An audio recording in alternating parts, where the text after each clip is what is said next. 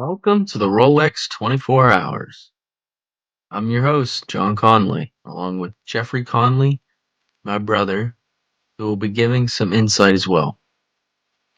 This video, I'll be going over my brother and I's takes from the 2024 Rolex 24 Hours and expectations for the 2025 race. In 2024, I experienced a 24-hour race for the first time with my dad and brother and a few friends. Going over my experience, I would say from the moment we walked in and into the speedway, you instantly realized how much access you can get while being at this event. Not only can you traverse the infield, but the majority of the main grandstands are open as well. It's a true racing fan experience. Unlike NASCAR, where you have to buy separate passes, IMSA allows one ticket for presumably much of the area that the track covers.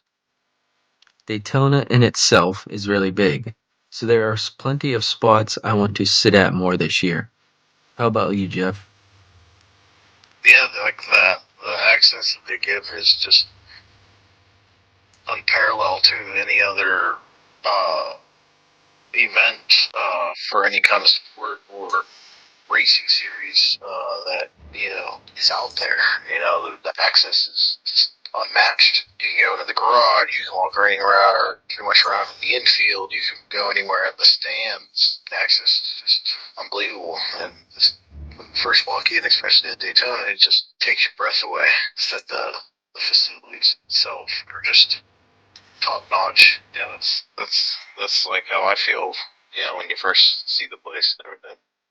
There's nothing quite like that sound of a NASCAR engine, but when you hear the amount of different engines coming from the track at an IMSA race, you start to fall in love with the ones that stick out the most to you. And if you're a loyal car fan, it's easy to follow along with your favorite car brand. Any input, Jeff? Yeah, I like all the different motor sounds, like you said, with NASCAR. It's basically like only one sound. You don't really hear a different pitch between the three different manufacturers. But in IMSA, you really hear between the 15 to 20 basically different manufacturers. In racing, you hear all the different engines, sounds. The looks of the cars are all different. Say some of my personal favorites are like the Mercedes, Mustang. Say for prototypes, the Lamborghini, the Acura a little bit. Really like Lamborghinis always, for their GT cars are always really nice. Pretty much any car. Sadly, my favorite though has been the Bentley Continental GT3, but they haven't raced in the last bunch of years. But that was always one of mine that I would hope that would come and race at Daytona, but they never got around to doing that. It's one of my dark horse favorites to hopefully race one day. This year, I'm really looking forward to the Lamborghini teams, Ford, and the Trackhouse Racing team, along with the Cadillac prototypes. They all seem to stick out to me the most last year, and I seem to be loyal to some of those companies. Yeah, a couple of the teams and drivers that I'm looking forward to seeing. Of course, like you said, the Trackhouse team. Always I've become a pretty decent fan of Shane Van Gisbergen. Seeing that Connor Silich on that team, the legend in Ben Keating, like that squad, and then Scott McLaughlin as well on that team. That's a formidable GT team right there. I'd say the Corvette teams. Always like to see Corvette do well. The Ford Mustang. See with Mercedes from the GT class. Also want to see Andy Lally do really well. Because this will be his last Daytona 24-hour race. He plans to retire afterwards.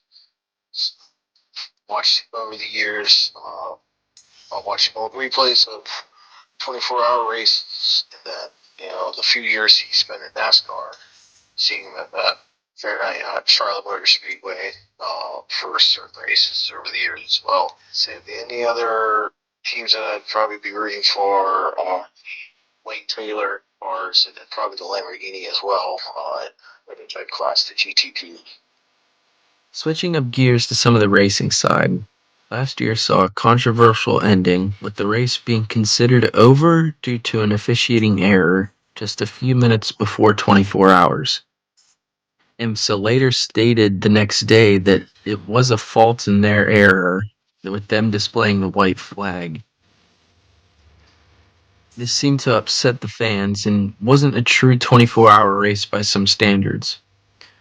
And the controversy didn't end there, though, as BMW and Ferrari were penalized in the GTD class for not complying with their permitted performance levels. Yeah, like that was wild sitting down in the infield last year. We're watching the end of the race there, and all of a sudden we see the guy with his door open. We're like, there's still like 3 minutes till like technically the end of the race. Like, what's going on? We start hearing people saying like, oh, they threw the checkered flag. People that were listening to the race, because we didn't have a scanner or anything that time at that time.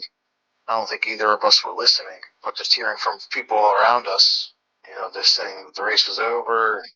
A lot of people weren't very happy about that, how the way that ended, because I think the team that was in second was starting to catch that Penske Porsche that was in first. So I mean, it was pretty interesting, which is funny because of the 2 years now that have gone for me. It's ended in some kind of controversy a little bit. Like the first year in 2023, my first year, the Acura Meyer Shanks number 60 car, they won, but then they got penalized afterwards for disclosing their tire pressure reports, and the officials went after them after the race and basically said that basically took everything away from them. I think they still technically got the win, but all their points and everything else, and I believe they were fined afterwards. And then just some odd numbers to think about from last year. 791 laps were completed last year, which toppled the year prior. And then 61 cars will battle it out this year. How many won't finish the race? There's so much to look forward to, and I can't wait to be down there. Jeff? Pretty big field.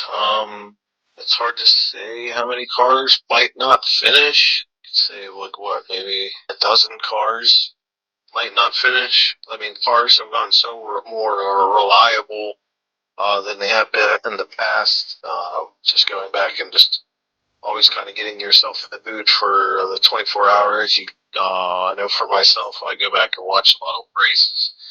And watching the amount of issues a lot of the teams have and cars that don't finish compared to today's racing, it just shows how much technology and everything has come along. And then for number of laps, I don't know. I think we could get to probably get around to about around 170, around 100 or 750 laps. But to get to over 800, I don't know. I don't know how many times that has happened in Daytona to say if they can get to 800. They've gotten close. So if there's not many accidents or delays for debris or anything, you think that's fully obtainable to have. Thank you for tuning in to our Rolex 24-hour preview show. We will be reviewing the race afterwards with some of the footage we capture and going over the results. So stay tuned for more coverage. See ya.